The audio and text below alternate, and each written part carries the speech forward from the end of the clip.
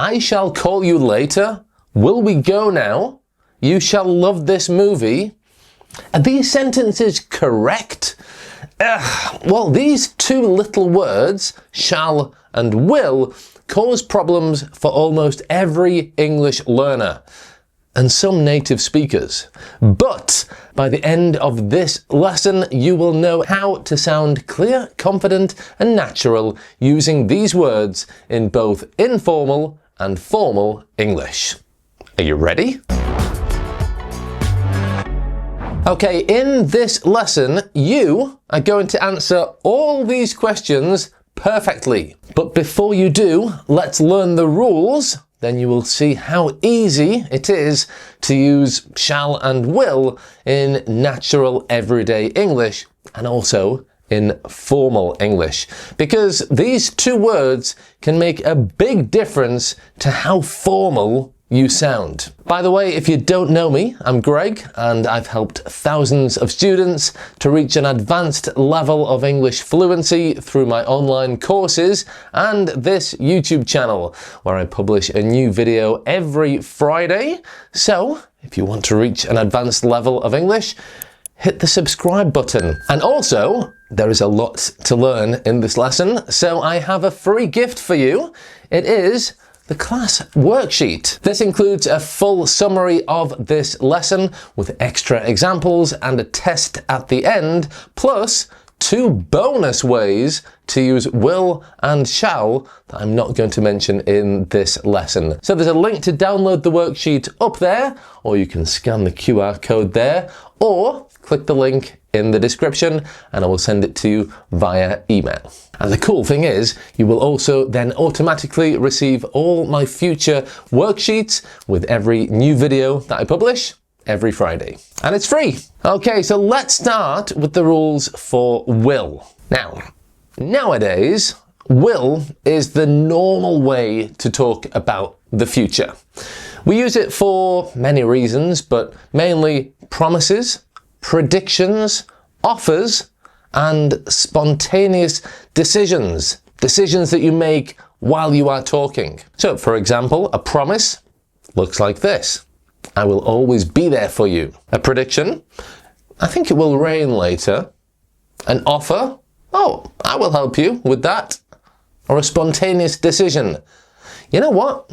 I will call him right now. So will is basically your everyday friend to talk about the future. Now, shall is a little bit different. It's mostly used in British English and it often sounds more formal or more polite. And we can also use it if we want to sound more serious or official. So we will look at those ways in a minute, but first, the most common way you will see this is for suggestions. And yes, it sounds polite, but not extremely polite or formal. I'm talking about things like this. Shall we go?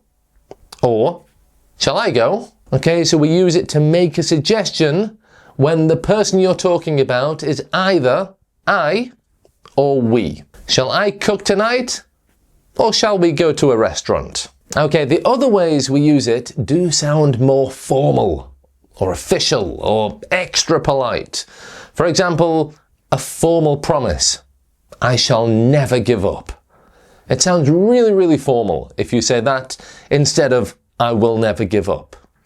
You can also use shall if you want a real official tone, like the company shall be responsible for all costs. Or, you know, when you go to a place and you leave your coat, it often says the establishment shall not be responsible for lost or stolen items. Okay, it's official, it's firm, it's serious. Now, in everyday English, shall, as I said, is really common in questions like shall we or shall I, blah, blah, blah.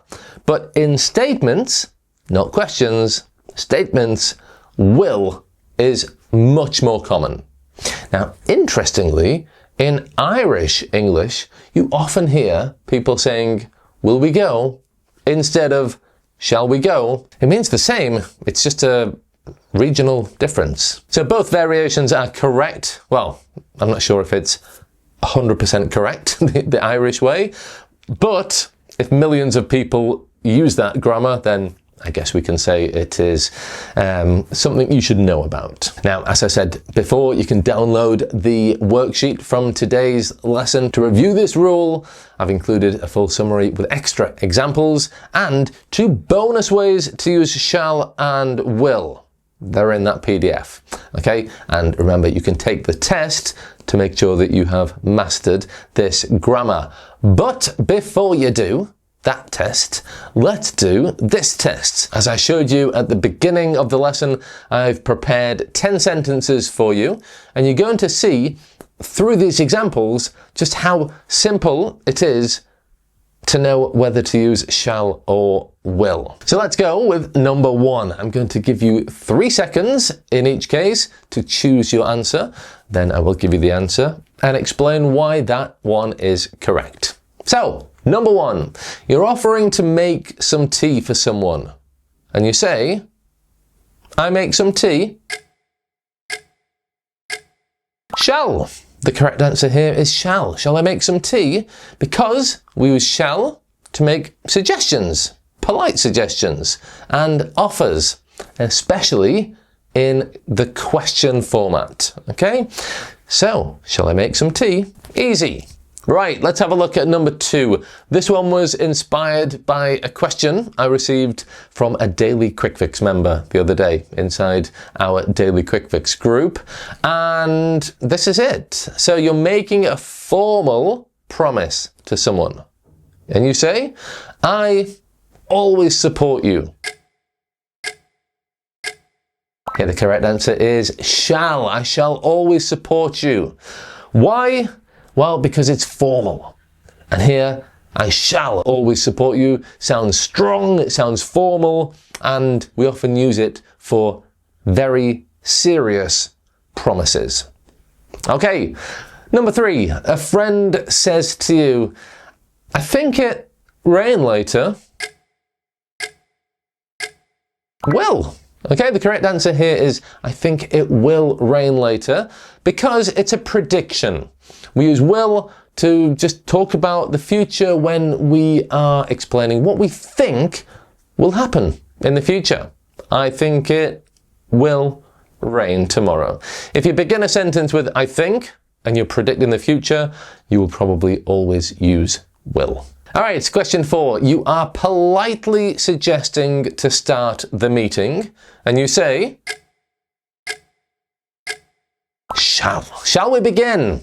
Okay, because shall, as I said in number 1, is used for questions, and it's polite. And we use it for shall I or shall we. So it's perfect in these situations when you are in a group situation, in a meeting. Shall we continue? Shall we begin? Shall we make a decision? Okay, right, remember, if this is a lot to remember, you have the full summary with all these explanations and 2 bonus reasons of when to use shall and will. So don't forget to download the PDF. Right, question number 5. I never forget your kindness. Here, I think the correct answer should be shall. I shall never forget your kindness. Because shall adds emotion and it adds formality and it sounds strong and sincere. You could say I will, but if you want to really sound heartfelt, then shall is a great choice for this one. Okay, number 6. You look tired. I make you a coffee. Will. Okay, I will make you a coffee. This is a spontaneous decision. It's a decision I've made while talking. So, when you make a decision while you're talking, you use will. Number 7. We see what happens.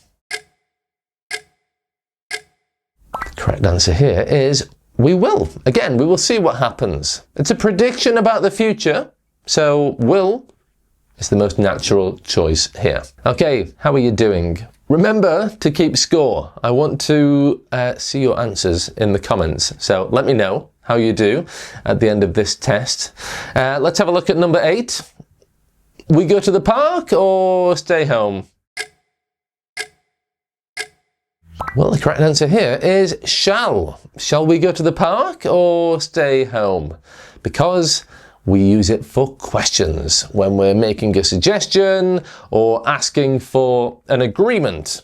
Shall we do this or shall we do that? I'm asking you what you think the best decision is.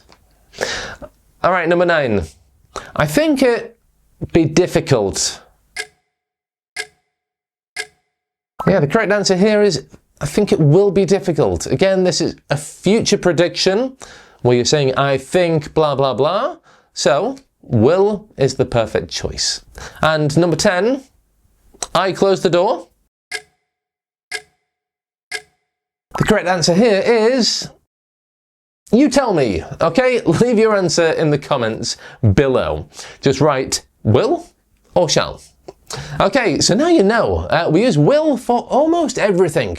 Promises, predictions, offers, and spontaneous decisions that you make while you're talking. And we use shall for suggestions, like shall I or shall we, and also formal promises or formal rules. And don't be confused if an Irish person makes a suggestion with will. Okay, now I did mention in this video the main ways that we use will, but actually there are 10 ways we use will. And if you want to learn them all, then watch that video next. Okay, there's your class worksheet from today's lesson.